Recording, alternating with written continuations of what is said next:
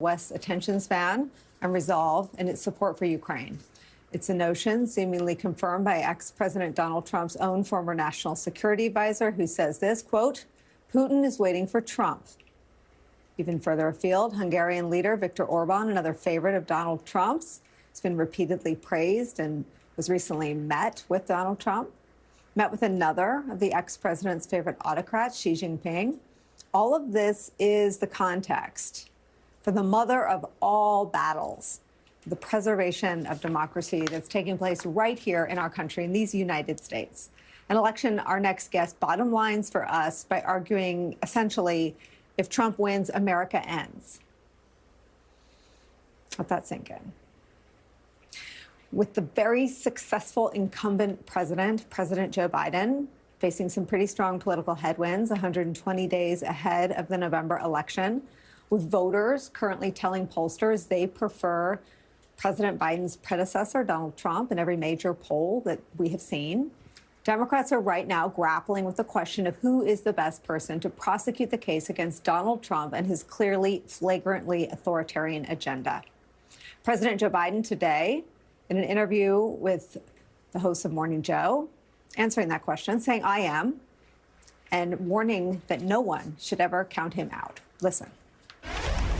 You may remember, I was one of the few people out there publicly saying before the 2022 election, there will be no red wave.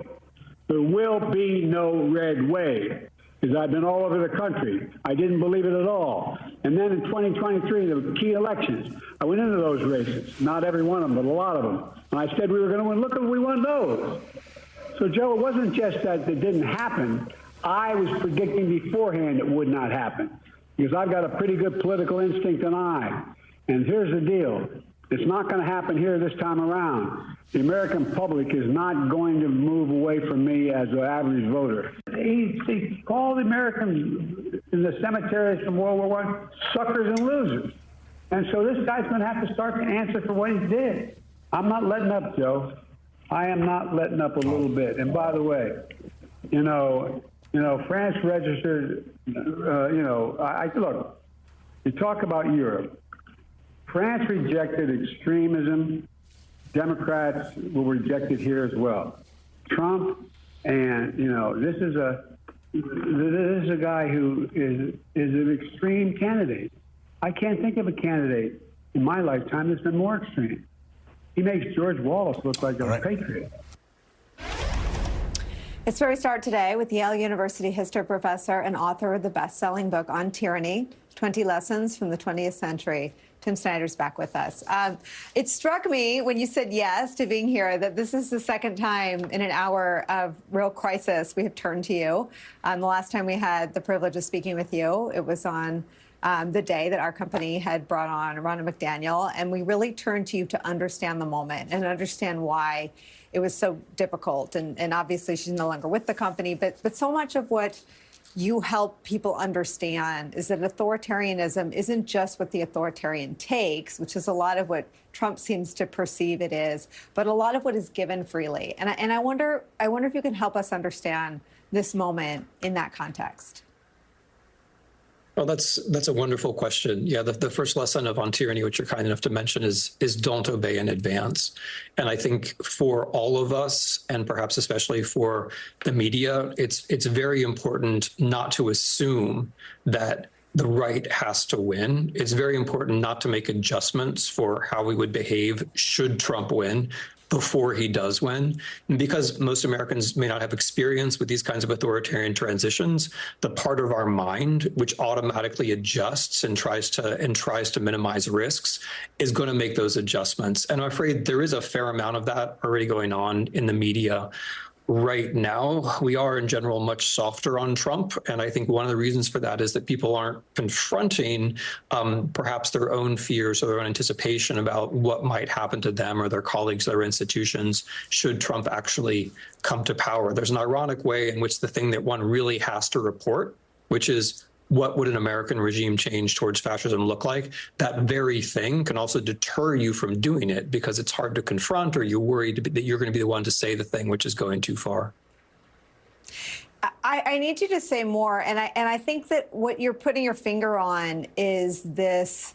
It is true that every journalist is at risk professionally, their physical safety, their ability to do the jobs that sent them to journalism school or whatever it is that got them into the role of a working press. It is all on the line in the election. So journalists, not a single one of them is an objective, detached actor in this election. But what you're describing feels like an inability for the mind to adapt to that because you're also trained in objectivity. Just talk a little bit more about how that balance can be struck. Yeah, that's a wonderful question. And it's one that reporters in war zones and in authoritarian regimes and have had to confront since there's ever been reporting. A lot of my friends, not just inside but outside the United States, are reporting in situations where they are in some sense or another at risk. And I think you're right. You can't in that situation just treat yourself as a neutral observer. I think everyone, we're all human. Everyone has to confront the fear. Because the problem is if you don't acknowledge and confront the fear, you'll drift towards the things that are easier to say. So, for example, I think the debate around, who the Democratic candidate can be is perfectly reasonable to have. But when everyone piles on and when everyone says the same thing about Mr. Biden, then one begins to think, okay, perhaps we're saying this because it's the easiest thing to say. Perhaps we're going to feel courageous doing the thing which is in fact safe. And perhaps, the deep down, it's the fear of what will happen to us if Trump wins, which is pushing us all in this same direction. And that would be normal. That would be human. That would be historically what happens. But it's a level, I think, of self-awareness that all of us who write, including journalists, have to develop in this particular time. Because the irony is, if you don't confront your own fear, then your fears actually become reality. If you don't confront your fear, if you make it easier for this candidate, you're actually putting yourself in danger. You're actually generating the very danger that you're afraid of because you're making it easier for that person to come to power. I mean, it's also sort of an abuse and trauma paradigm, right? With the dictator or the autocrat or the tyrant as the abuser, and you sort of adapt if you think you're going to have to live under the abuser's rule or power. Can we sort of go through, because you mentioned the debate, and I want to read from your Substack yesterday. Let me do that first, because I want to ask you to be prescriptive for us. I think we're all looking for guiding lights, and I think you already know you're one of mine. You write this about fascism and fear. When media folks describe discussions among Democrats as chaos and disarray, they are implicitly suggesting that it is better for a leader of a party to never be questioned. An obvious point goes missed. Democrats can say what they want because none of them is afraid, and that's good. Governor Maura Healey can express her dissent, and Joe Biden can express his frustration with her, but no one is worried about her physical safety. Trump, by contrast, controls his party through stochastic terror threats issued through social media that his cult followers can be expected to realize. Republicans leave politics because they fear for themselves and their families. Those who remain all obey in advance. That is new, and it should not become normal, and it should not spread any further. But it becomes normal when we treat discussions and not coercion as abnormal. This is what has so, I don't know the right word, but traumatized or upset our viewers. They think there's some disloyalty to the good guy in covering the debate. But I hear you making a distinction between the debate happened and it was covered that day, but the frenzy is what becomes asymmetric. Is that right? Yeah, this is tricky. I mean, I have maybe a slightly different view about what the debate means. I mean, for somebody who wants American democracy to continue, my view is the debate actually, I mean, honestly, I see it in kind of positive terms. I see it as an opportunity for there to be a discussion at whatever level that discussion needs to be had. The president obviously he's the presumptive nominee. He has the delegates. It's entirely up to him. He's had an incredible first term. But I think it makes sense for there to be a discussion. If we don't think there should be a discussion, then suddenly we are a little bit acting like, well, there's a cult of personality around the president, or it's all us versus them. And anybody who says that there should be a discussion, they're somehow part of a plot, or they're actually on the other side, or whatever it might be. But it makes it harder, and that's why I wrote the piece you mentioned, it makes it harder to have that discussion, which takes a little bit of courage after all, if the press is piling on the president. Because then you really do feel like, well, maybe I'm being a little disloyal, or I'm just part of the pile on, because other people are afraid. It makes it harder for you to do the right thing. And I think that's the way this discussion has been warped right now. I mean, I think a lot of good people who have something to think about are having a harder time doing it because they perceive, well, look, everybody else is afraid. Everybody else is piling on. Everybody else is doing this easy thing. So I have to be in a defensive crouch. I have to protect my guy. So I think there's a way in which people's overall fear of Trump and of the regime change shapes discussions which might not even seem to be directly about that thing. But that doesn't mean that we shouldn't have the discussions. Let me show you how Adam Schiff tried to have the discussion and ask you what we do with that. Congressman, when I talked to Democrats, one of the exchanges that frustrated the most from that interview on Friday was when he was asked what happens if you lose. President Biden said it's about whether he gave it his all. Is that what it's about? Is that answer satisfying to you? No, that is the answer that most concerned me as well. This is not just about whether he gave it the best college try, but rather whether he made the right decision to run or to pass the torch. That is the most important decision for him to make right now. This is about whether this country remains a democracy, whether we veer off into some kind of pseudo-dictatorship.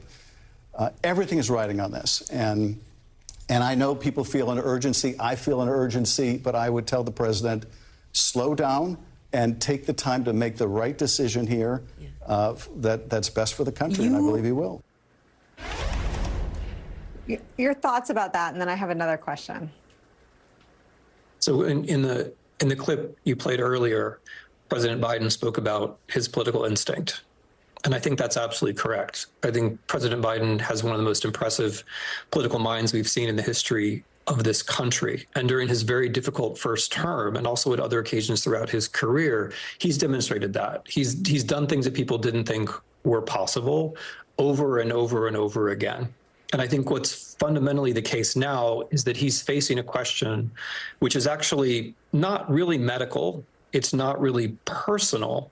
It's not even really party political. It's deeply political. It's where it's like his political instinct, I think, has to be summoned up and applied to the situation. And I think the only way that can really happen is if there's some kind of process, and I wouldn't presume to dictate what that would be, but I think there has to be some kind of process where the president can say, okay, I've actually considered options A, B, C, and D, and having considered it, over the course of a week, let's say, he would then say, okay, actually option C is the thing which I think is best for the country, makes it most likely that the right side is going to win. The thing that I think you have put your finger on that no one else has is that this is all rooted in fear. And I've had a lot of private conversations. I've tried to pull these threads on the air. It's harder.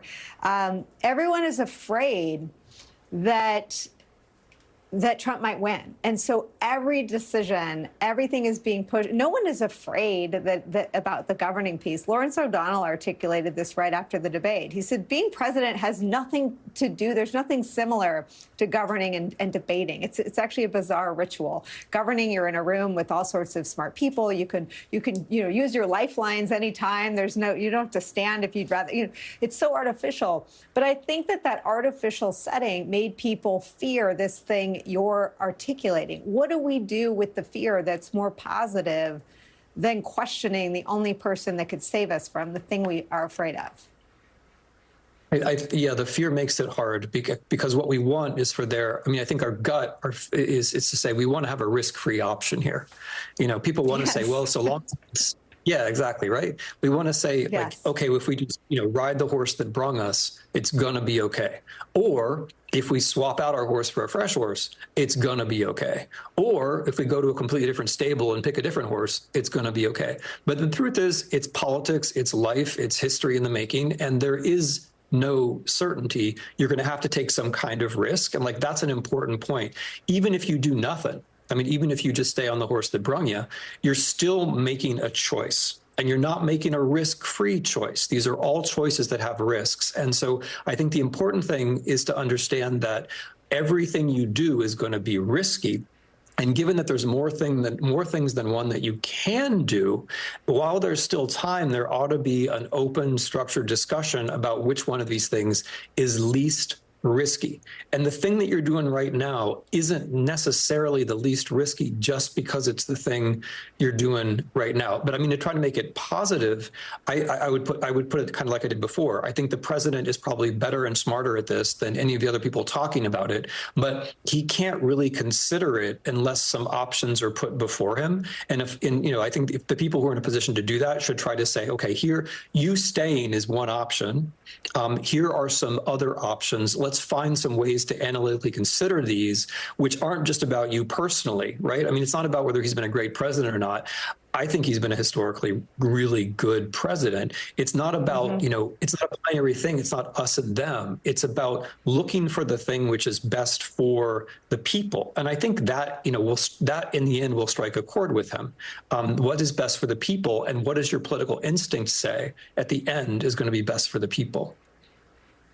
It's sort of perfect that I agree. He's been a historically successful president. Just ask all the Republicans who try to hop a ride on his plane to associate themselves with his agenda, which is even more popular than he is at this point.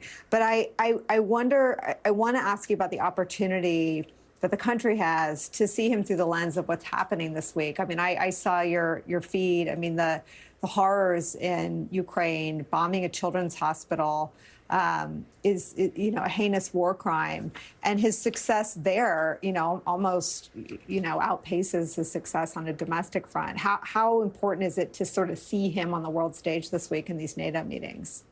Yeah, I think he's vastly underestimated as a foreign policy president, as we kind of obsess about ourselves all the time. And we take for granted a big shift that took place when he came into office, which was that suddenly other countries began to take us seriously again. I mean, the countries we would want to have us take seriously began to take us seriously again. And he made a really important move in the first couple of months in office, which was to say, look, we can't do it alone. Which is true. We can't do it alone. We have to have friends, we have to have allies, and we have to listen to them. And you mentioned Ukraine. I mean, for me, he's been too slow on a lot of things on Ukraine, but his instincts were absolutely right. And he's been a leading part of a very important coalition, which has kept that war from becoming a much, much broader and much worse conflict. And he's done so with skill, he's done so with tact, and he's done so with patience. And also, most importantly, he's done so learning over time and getting better over time. So, he's right when he says, I've achieved things on the international stage that maybe other people wouldn't have achieved. And the fact that, other people take him seriously is very important. Now, that said, that doesn't mean that people around the world aren't having the same kinds of concerns and the same kinds of conversations that we're having right now. But they have those concerns and they have those conversations because they perceive very clearly that a Trump presidency means that America is going off a cliff. Like in the best case, America disappears. In the worst case, America throws its weight behind Russia and China, and we have a completely different world order very quickly. And North Korea, who's Trump's favorite among the autocrats. If you could stay with us, we have to sneak in a break, but we have so many more questions for you, and we're just desperate for your wisdom today. Is that okay? Of course. Okay. We're also 42 days ahead of the Democratic convention. President Joe Biden is, as we've been discussing, defending his candidacy and his electability up on Capitol Hill today, where a lot of these conversations are taking place publicly and privately. We'll talk to a reporter who knows Joe Biden and Joe Biden better than just about anybody else, who can tell us what he may be thinking and how he'll approach that. And later in the show, we'll talk about the preparations that are underway by Donald Trump to transform the U.S. government and overhaul our country. So radical and so horrifying that candidate Trump is publicly claiming to know nothing about Project 2025. We'll have all those stories and more when Deadline White House continues after a quick break. Don't go anywhere. Power E-Trade's award-winning trading app makes trading easier. With its customizable options chain, easy-to-use tools, and paper trading to help sharpen your skills, you can stay on top of the market from wherever you are. E-Trade from Morgan Stanley. Shop Etsy for thoughtful pieces made by real people to bring a little something extra to the ordinary. Find items that add wow to walls and make you fall in love with your family room again. When you want one-of-a-kind pieces to refresh your home, Etsy has it. Here we go again. This election is heating up, but the Daily Show news team is barely breaking a sweat. It's the most wonderful time of the year. Comedy Central's The Daily Show on Comedy Central and next day on Paramount Plus. When you use Angie for your home projects, you know all your jobs will be done well. Roof repair? Done well. Emergency plumbing? Done well. So the next time you have a project, join the millions of homeowners who use Angie to care for their home. Get started at Angie.com. Hi, I'm David, and I lost 92 pounds on Golo. My life partner, Connie, and I were in really rough shape regarding our health, and our doctors told us that we needed to lose weight. I saw a Golo commercial, and I thought, we really need to try this. As the weeks went by, the weight came off. We learned to make healthy choices and be supportive of each other. Together, we've lost 170 pounds. Golo worked for us. Since losing weight on Golo, I'm feeling grateful and hopeful about the future. I'm John Morgan of Morgan & Morgan. With so many mesothelioma lawyers on television, how do you choose the right firm for you and your family? Our goal is to get you as much as you deserve. $30 billion was set aside for mesothelioma victims like you. If you've been diagnosed with mesothelioma, we'll come to you within 24 hours so our team can get to work right away. Call us now. There's only one Morgan & Morgan. Call 800-502-4700. We need a small business loan fast. I got this. Loan Falcon! There's a better way to get a fast small business loan. Go to OnDeck.com, and if approved, get your funds as soon as the same day. Your loan is on deck. After Homoglow cleaned our place for $19, we fired our old housekeeper. Homoglow tackled everything, from our kitchen to our bathroom, all our laundry. You just pick a date, pick a cleaner, and enjoy a spotless house for $19.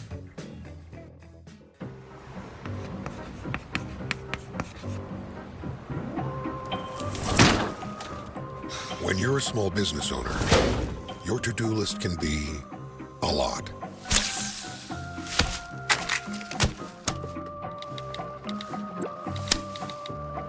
That's why Progressive makes it easy to save with a commercial auto quote online, so you can take on all your other to-dos. Already did. See if you could save at progressivecommercial.com. Saturday, September 7th, Brooklyn, New York. It's MSNBC Live Democracy 2024, our premier live audience event. Maddow, Psaki, Reed, Hayes, Kornacki, and more. Visit msnbc.com/democracy 2024 to buy your tickets. The problem is not that Putin is smart, which of course he's smart, but the real problem is that our leaders are dumb. Think of President Xi, central casting, brilliant guy. You know, when I say he's brilliant, everyone says, oh, that's terrible. You call him. Well, he runs 1.4 billion people with an iron fist. Smart, brilliant, everything perfect. There's nobody that's better, smarter, or a better leader than Viktor Orban. He's fantastic. As you know, the Prime Minister of Hungary, and does a great job. He's a non-controversial figure because he said this is the way it's going to be, and that's the end of it, right? He's the boss. And you know, he's a great leader, fantastic leader in Europe and all over the world. They respect him. One of the presidents of a big country stood up and said, well, sir, if we don't pay and we're attacked by Russia, will you protect us? I said, you didn't pay? You're delinquent? He said, yes, let's say that happened. No, I would not protect you. In fact, I would encourage them to do whatever the hell they want.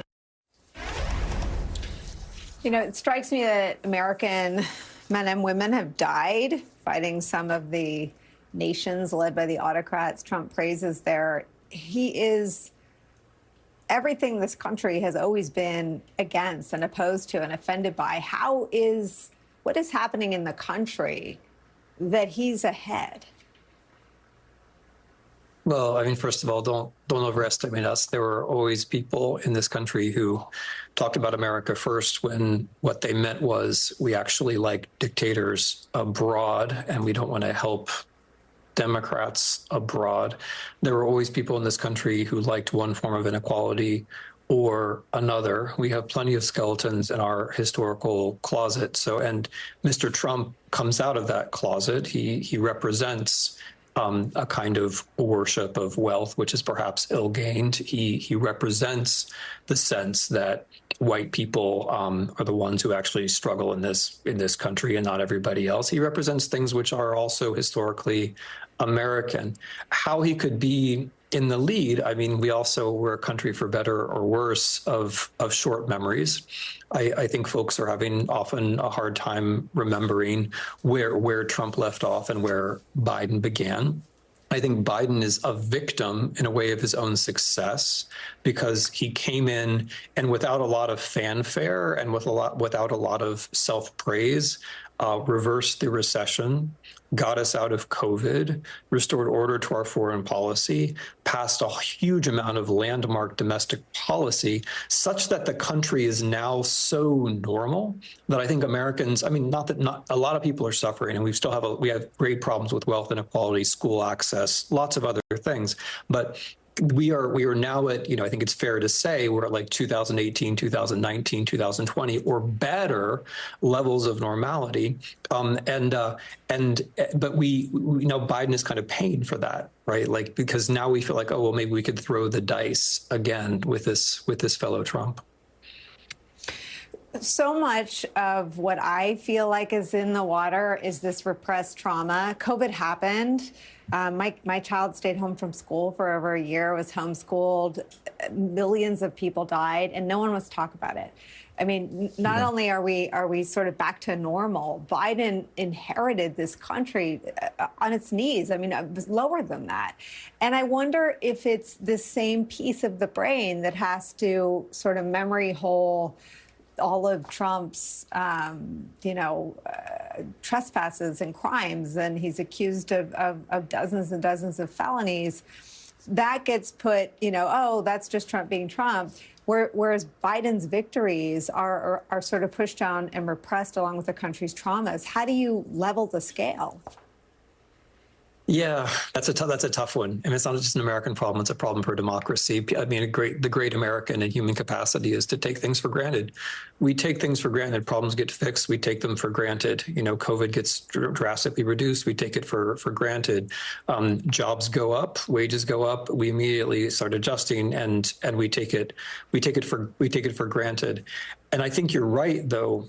I think there's a part of us which went through all that suffering and hasn't really processed it. And I think what Trump offers is a kind of, sort of very cheap psychotherapy, which says, well, whatever happened, it was somebody else's fault. And that's really all we have to know, and that's all we have to say.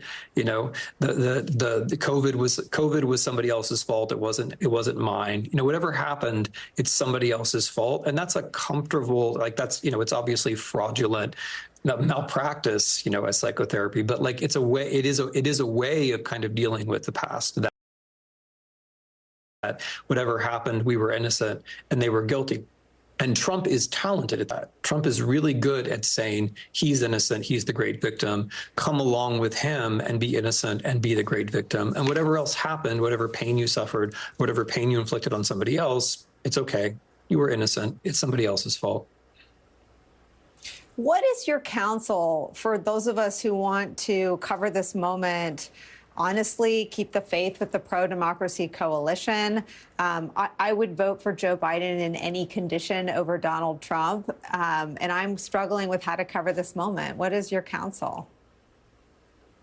It's so kind of you to entrust me with a question like that. I mean, number one, I would look out for the positive pro-democracy stories, which are often in the states, people in Idaho, or sorry, not Idaho, people in Ohio, or wherever it might be, gathering signatures for a referendum, people winning referenda, people trying to reverse gerrymandering. That's Ohio. The small fights where people are actually out there already trying to make things better, they don't get enough national coverage, and that kind of contributes to the general doom moment that we're in where we all think, well, it's coming, maybe it's inevitable. That's not true. Like, there are lots of people who are unscripted and who are not attended to, who are actually fighting this fight. And, by the way, the examples of Britain and France show this as well. Like, things can be unpredictable in a good sense as well. Another piece of advice is to actually, this may be tough. I can't tell your bosses what to do, but run stories which remind people of what happened in the Biden administration about the laws that were passed, and run stories about authoritarian countries, present or past, which show people what it's like to be in these situations. Because I think part of our problem, or not, maybe not your problem, maybe not mine, but part of our problem is a lack of imagination, that people just don't really know what it's like to be in a situation where their children's access to school is going to depend upon them kissing up. They don't know what it's like to be in a situation where they're worried their neighbor is going to denounce them. Business people don't know what it's like to be in a situation where it's not going to be competition. It's going to be whether it's your uncle who's close to somebody who's close to Trump, which is going to decide things. In general, there's, I think, far too little talk about how the economy would crater with Agenda 2025. It's basically a model. You mentioned Orban and Xi and Putin. Those are not economies that are doing better than America's economy. Those are economies that are doing worse because in one version or another, they're clientelist. It's just the people who know the people who know the people. You can't break into it. That's something that I think a lot of people in the center or the center right aren't thinking about, is how if you move in that direction, you get rid of all the civil servants, you have a few chosen oligarchs, the economy craters, and it's bad for everybody. Yeah, we started leading our 5 o'clock hour every day with Project 2025. It's long. Trump distanced himself from it, but the truth is there is no distance between Trump and Project 2025. It's just in the news again. I would like to ask you to come back and really dig into that business piece with me, because I heard President Biden make that point this morning, too. There are not a bunch of CEOs flocking to Trump's corner because autocracy is economically destabilizing, and there are warnings that his protectionist policies would cause epic and historic inflation, and it doesn't get the same attention. So consider yourself on notice that we will continue to need you and call on you. Tim Snyder, thank you very much for this conversation. We're really grateful. Very glad. Thank you. Coming up for us, President Joe Biden penning a letter early this morning to congressional Democrats asking for an end to the will he or won't he conversations about staying in the race on Capitol Hill, asking his allies in Congress to focus on the one job facing the Democratic Party right now, defeating Donald Trump. We'll get more reaction to that next. I told myself I was okay with my moderate to severe rheumatoid arthritis symptoms, with my psoriatic arthritis symptoms. But just okay isn't okay. And I was done settling. If you still have symptoms after a TNF blocker like Humira or Enbrel, Rinvoq is different and may help. Rinvoq is a once-daily pill that can rapidly relieve joint pain, stiffness, and swelling in RA and PSA, relieve fatigue for some, and stop joint damage. And in PSA, can leave skin clear or almost clear. Rinvoq can lower your ability to fight infections, including TB, serious infections and blood clots, some fatal, cancers including lymphoma and skin, heart attack, stroke, and GI tears occurred. People 50 and older with a heart disease risk factor have an increased risk of death. Serious allergic reactions can occur. Tell your doctor if you are or may become pregnant. Done settling? Ask your rheumatologist for Rinvoq. And take back what's yours. AbbVie could help you save.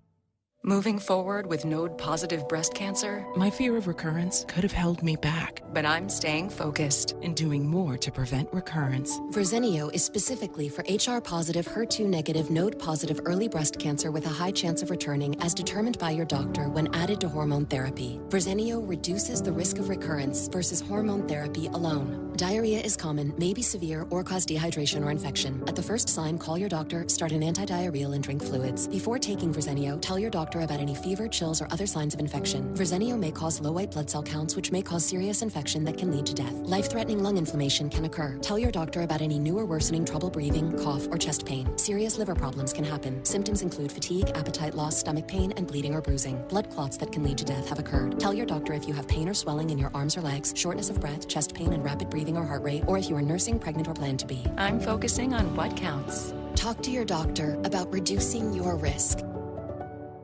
At Care.com, you can quickly find local, background-checked sitters, read reviews, see their experience, and get your questions answered. Hi, this is Jess, our new sitter. Find a sitter today. Care.com.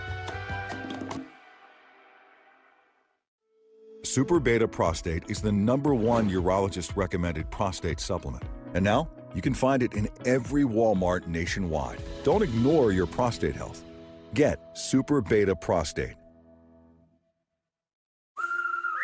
We've always loved taking care of our home, but last year, Grandpa here broke his arm. We realized some home maintenance jobs aren't worth the risk. That's when we call Leaf Filter to protect our gutters. Leaf Filter's patented filter technology keeps debris out of your gutters for good. They gave us a free inspection, and we had the system installed that week. My only regret is not calling him sooner. Now we can focus on what we really enjoy. Join millions of satisfied homeowners. Call 833-LEAF-FILTER today or visit leaffilter.com. When you buy or sell your car exactly how you want with Car Gurus, you might begin to wonder, what if you could do things your way all the time? Dream, dream, dream, dream, dream. Dream, dream, dream when I want you in my arms. Some dreams do come true. Get your car your way. Get it with Gurus. The bottom line here is that we're not going anywhere. I am not going anywhere. I wouldn't be running if I didn't absolutely believe that I am the best candidate to beat Donald Trump in 2024. So defiant President Joe Biden this morning on the air with our colleagues, Joe and Mika. That appearance comes on the heels just a few minutes after it was made public that he'd sent a letter to congressional Democrats. President saying that he would not bow out of the race, saying in part, quote, voters and the voters alone decide the nominee. President Biden went on to say this, quote, the question of how to move forward has been well aired for over a week now. It's time for it to end. We have one job, and that is to beat Donald Trump. Any weakening of resolve or lack of clarity about the task ahead only helps Trump and hurts us. Joining our conversation, NBC News White House correspondent Mike Memoli, plus the host of the On Brand podcast, Donnie Deutsch. So, Donnie, you heard from Timothy Snyder, who is sort of the closest thing I have to a North Star to how to cover this moment, where the threat isn't a Republican president that I disagree with, but regime change, something autocratic and not democratic in nature, something that changes the world in which our kids grow up in, from something unrecognizable to the world we grew up in. And he seemed to draw a line and say that these questions and this process on the Democratic side is healthy, is allowable. And in that spirit, I ask you your thoughts on this moment. Yeah, it's a privilege to follow Professor Snyder. I think he's just incredible. We have an obligation at this point to ask questions. It's very simple. We cannot be in a woulda, coulda, shoulda situation. I don't subscribe to this. Everybody pile in behind President Biden right now. I love Joe Biden. He's done a great job. This is an inflection point. And we ask ourselves one question. Who is the best path to beat Donald Trump? Is it Joe Biden right now? And he's nicked up and he's definitely wounded from that last debate. Or are there alternatives? Kamala Harris, maybe not even Kamala Harris. Oh, God forbid I said that. I'm just saying this is the time we ask and we talk. This is a democracy. We're not the other side. We don't just all of a sudden say we're told to do something, so it's time to lock in. No, this is a moment in time. And I think for some reason we've been given this moment in time. And I don't want to hear letters from people saying, oh, you're not behind Joe Biden. I'm going to be behind with all my heart and soul whoever the Democratic candidate is. The problem with Joe Biden right now as a Democratic candidate is, Nicolle, you've said this many times on your show, if it's a referendum on Donald Trump, we win. If it's a referendum on Joe Biden, we lose. I don't know how you get that referendum back on Trump. The problem is you're going to have $1 billion+ coming in, reminding every day or suggesting every day or mandating every day that Joe Biden can't do the job. And how do we get the conversation back to Donald Trump? And that's can somebody else do that better? So what I want right now from the American public, from every politician, from every journalist, from every voter, is to just not just necessarily lock in line. And maybe that is the right move. But this is when we say, is there a better path? Is there an all-female ticket? Oh, my God, I said that. I'm just saying things that all of a sudden you go, oh. And we need to talk about it right now because this is the time. A couple of weeks from now, 3 weeks from now is not the time. So we are opposite from the other side. We tell the truth and we question things and we openly question things. And I don't think anybody should be told not to question right now. Yeah, I mean, Mike Memoli, one of the things the White House seems to be latched onto that is demonstrably false is that this isn't a voter problem. This is a massive voter problem. 75% of all voters think he's too old. And I agree that this is a referendum on Donald Trump because he is an existential threat to the American way of life. But this isn't something that the media cooked up. This is something that the media largely ignored for years as voters, raised their hand and said, ooh, I'm worried about this thing. Yeah, Nicolle, that's right. I mean, part of, though, what we're hearing from White House officials, and I've been on the road with the president in the last few days as well, is that these concerns about both candidates have existed before the debate, and they persist, and in some cases may have worsened after the debate. But what the Biden team has not seen in their internal research, but also in all of the public polling that's been revealed, is the kind of attrition of his support to the degree that justifies the kind of public panic that they're seeing and trying to manage among Democratic establishment figures right now. Now, two things could be true, though, Nicolle. That can be true, but also remember that it's the Biden team itself that called the play. They were the ones that pushed for, and Trump quickly agreed to, having an earlier debate than we've ever had in the modern history of presidential debates. It was part of an effort to try to drive the conversation to those voters who have been most disengaged to focus on this choice. It is between President Biden and former President Trump. And the conversation that's been going on since that debate has not been about what Donald Trump said during that debate and the kind of threat to democracy that the campaign has been arguing he poses. But it's been about whether Joe Biden, forget about whether he can campaign and win the job in the next 120 some odd days, but whether he can even do the job for the next 4 years. And so that's the moment we find ourselves in now, and why the Biden team has really tried to reframe this moment with a much more aggressive pushback in the last 72 hours as one in which President Biden is representing the will of the voters, and his party, those who are calling for him to step aside, are only among those elites who have frankly never been with him in the first place and have never quite seen his real political appeal from day one. I just want to challenge Mike for a second. First of all, it's not panic to question. It's panic to not question, frankly. And it's not just elites. Let's not be sold to blue goods. It's a lot of people that have a question about Joe Biden now. We will get behind Joe Biden. We will get behind whoever the candidate is. But let's not be afraid to imagine, to what the professor said before. Let's not let fear dictate us. I love Joe Biden. And if Joe Biden is a candidate, I'm all in. But this is the moment in time we throw everything on the table. The panic thing to do is to not do that. Yeah, I mean, I like the podcast, We Can Do Hard Things. This is about the hardest, other than Trump's victory, this is about the hardest political conversation I've ever tried to have on TV. I'm so grateful to both of you. I need you to stick around through a quick break. We have to do that, and then we'll do more of this. Don't go anywhere. For someone who hasn't read The Circle, what is it about? It's about a tech dystopia. My book, along with 4 others, was pulled from the shelves. The English department got an email telling us this book was being removed. Just didn't ever expect them to be destroying books. They see public education as a vehicle to indoctrinate children. Every one of these books has been banned because it did something new. To Be Destroyed, Sunday, July 21st at 9 on MSNBC, part of the Turning Point documentary series. Home Aglow showed up right on time and did my dishes, my laundry, they even cleaned my windows. I love that you just pick a date, pick a cleaner, and enjoy a spotless house for $19.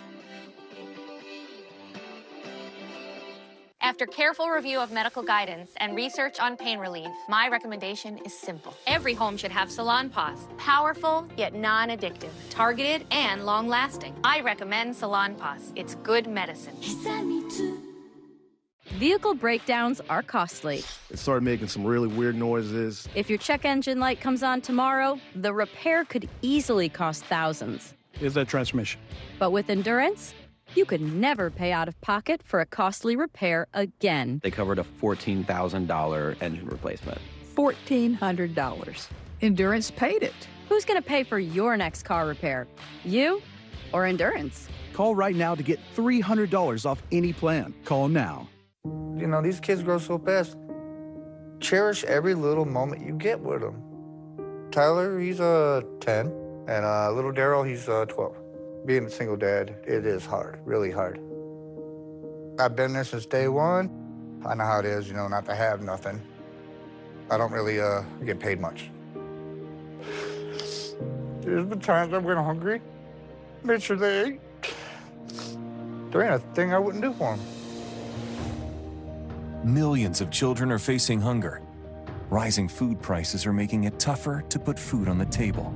Call or go online right now to join Feeding America with your gift of just $19 a month, only 63 cents a day. Together, thanks to a nationwide network of food banks, dedicated volunteers, and the monthly support of people like you, we can fill plates with nutritious food for kids facing hunger this summer. At least now I know I gotta, help if I need it. 1 in 5 kids face hunger in America, and food costs are rising. We are getting closer to the day when no one in America faces hunger, but we can't do it without you. Call or go online now. Visit helpfeedingamerica.org and give $19 a month, just 63 cents a day.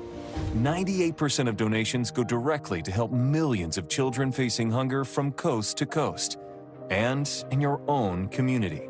And when you use your credit card, you'll receive this exclusive canvas grocery bag to show you're a part of a movement working together to ensure that everyone has the food and resources we all need to thrive. If you're hungry, if they got it, they'll feed you. People just gotta realize, places like this do exist that will help you. Please call now or make your monthly donation at helpfeedingamerica.org. Working together, we can end hunger in America.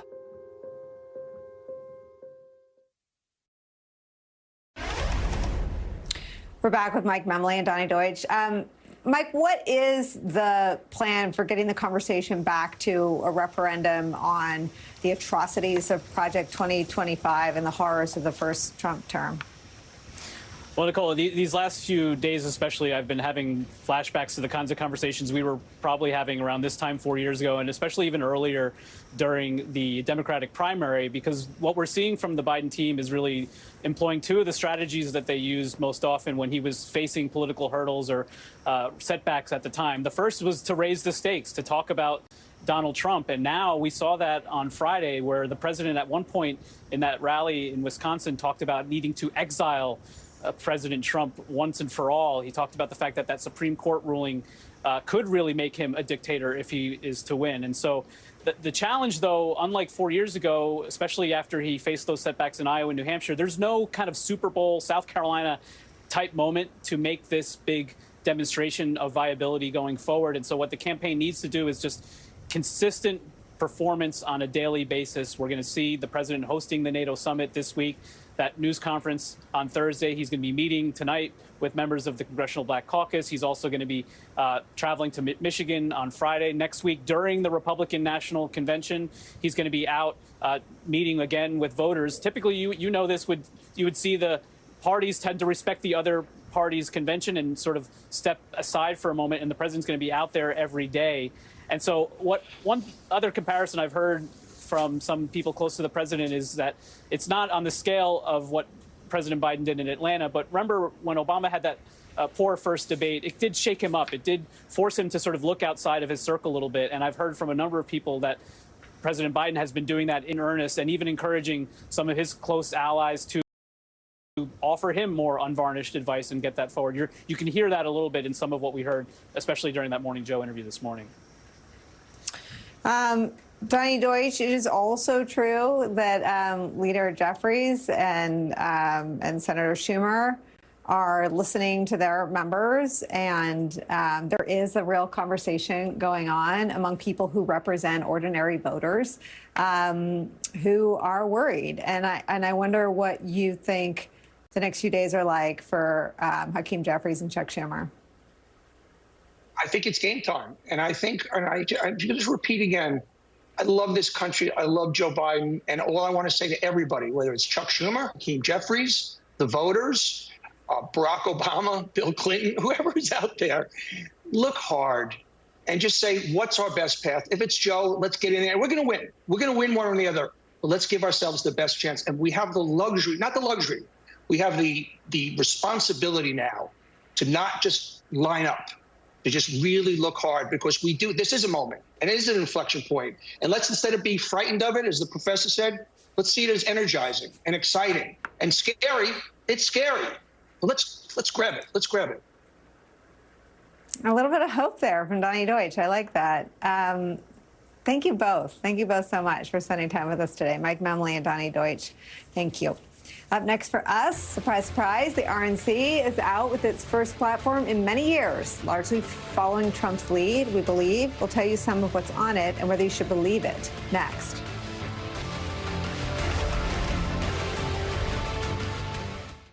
Did you know Sling has your favorite news programs for just $40 a month? My favorite news for just $40 a month? My favorite news for just $40 a month? News for $40 a month. Sling lets you do that. The promise of America is freedom, equality. But right now, those pillars of our democracy are fragile, and our rights are under attack. Reproductive rights, voting rights, the right to make your own choices and have your voice heard. We must act now to restore and protect these freedoms for us and for the future, and we can't do it without you. We are the American Civil Liberties Union. Will you join us? Call or go online to myaclu.org to become a Guardian of Liberty today. Your gift of just $19 a month, only 63 cents a day, will help ensure that together we can continue to fight for free speech, liberty, and justice. Your support is more urgently needed than ever. Reproductive rights are on the line, and we are looking at going backwards. We have got to be here, and we've got to be strong to protect those rights. So please, join the ACLU now. Call or go to myaclu.org and become an ACLU Guardian of Liberty for just $19 a month. When you use your credit card, you'll receive this special We the People t-shirt, member card, magazine, and more to show you're part of a movement to protect the rights of all people. For over 100 years, the ACLU has fought for everyone to have a voice and equal justice. And we will never stop. Because we the people means all of us. So please call or go online to myaclu.org to become a Guardian of Liberty today. Before my doctor and I chose Breztri for my COPD, I had bad days. Flare-ups that could permanently damage my lungs. With Breztri, things changed for me. Breztri gave me better breathing. Starting within 5 minutes, I noticed my lung function improved. It helped improve my symptoms. And Breztri was even proven to reduce flare-ups, including those that could send me to the hospital. So now, I look forward to more good days. Breztri won't replace a rescue inhaler for sudden breathing problems. It is not for asthma. Tell your doctor if you have a heart condition or high blood pressure before taking it. Don't take Breztri more than prescribed. Breztri may increase your risk of thrush, pneumonia, and osteoporosis. Call your doctor if worsened breathing, chest pain, mouth or tongue swelling, problems urinating, vision changes, or eye pain occur. Can't afford your medication? AstraZeneca may be able to help. Ask your doctor about Breztri. My hair has gotten so much thicker ever since taking this. I used to have a probiotic, a green juice that replaced it all with this Arma colostrum. Gotta take it. First thing I noticed was the energy and recovery that I had after workout. If you want to try it, try arma.com. Behind closed doors today, the Republican Party approved its first party platform in 8 years. But unlike the party's platform passed in 2016, the text does not include a 20-week federal limit on abortions or call for states to pass the Human Life Amendment. The voting committee was, as Politico reports, quote, largely deferential to the Trump campaign's recommendations. This is no surprise, of course, as Trump attempts to distance himself from the Supreme Court and hit the Republican Party's wildly unelectable and unpopular views and positions on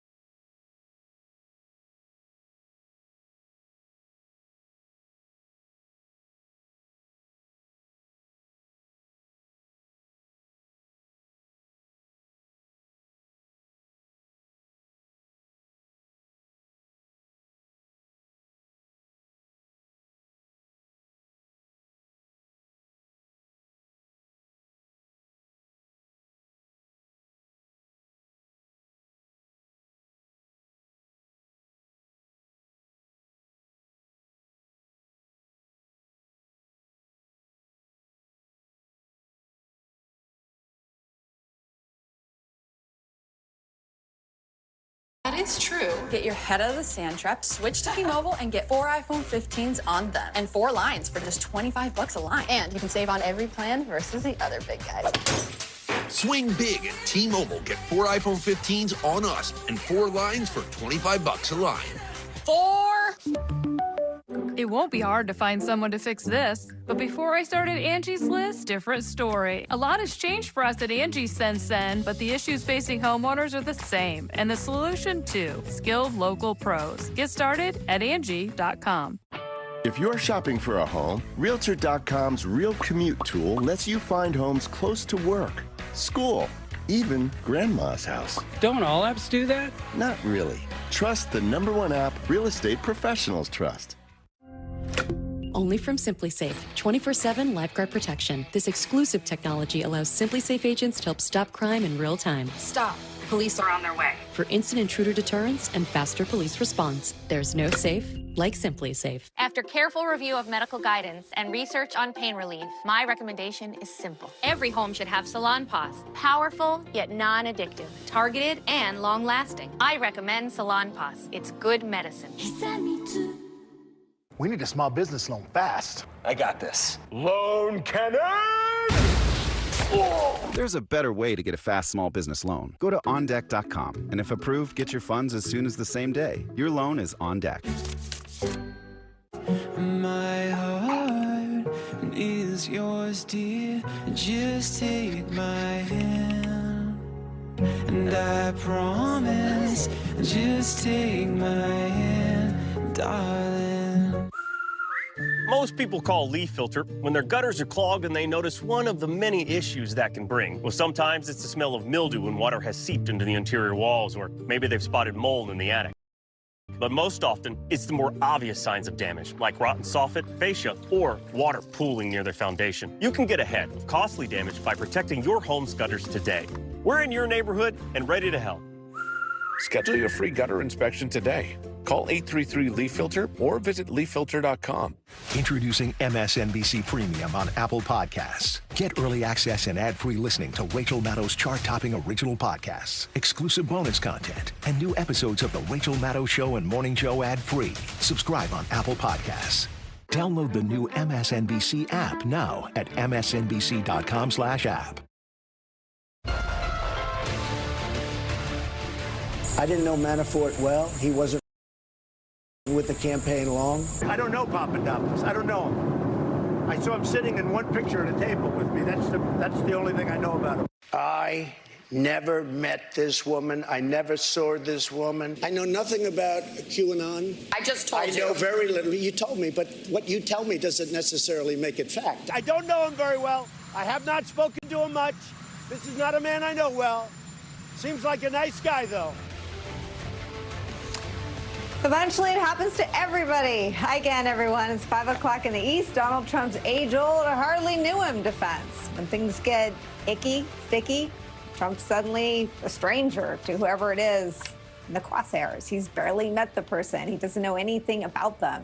Never heard of them. That same defense popped up again over the weekend. This time, it wasn't a person who'd once worked for him, but to an entire radical agenda laid out by Trump's closest allies, which includes eliminating the Department of Education, criminalizing abortion medicine, and installing an army of loyalists to replace those serving in federal agencies. We've covered it on this program before. We're talking, of course, about Project 2025. It is a 900-page blueprint for the next Republican administration, an extremely detailed, full-scale reimagining of something Steve Bannon said at the beginning of the first Trump term, right? The annihilation of the administrative state. It's Trump's plan for how the federal government would operate if he continues to listen to these allies.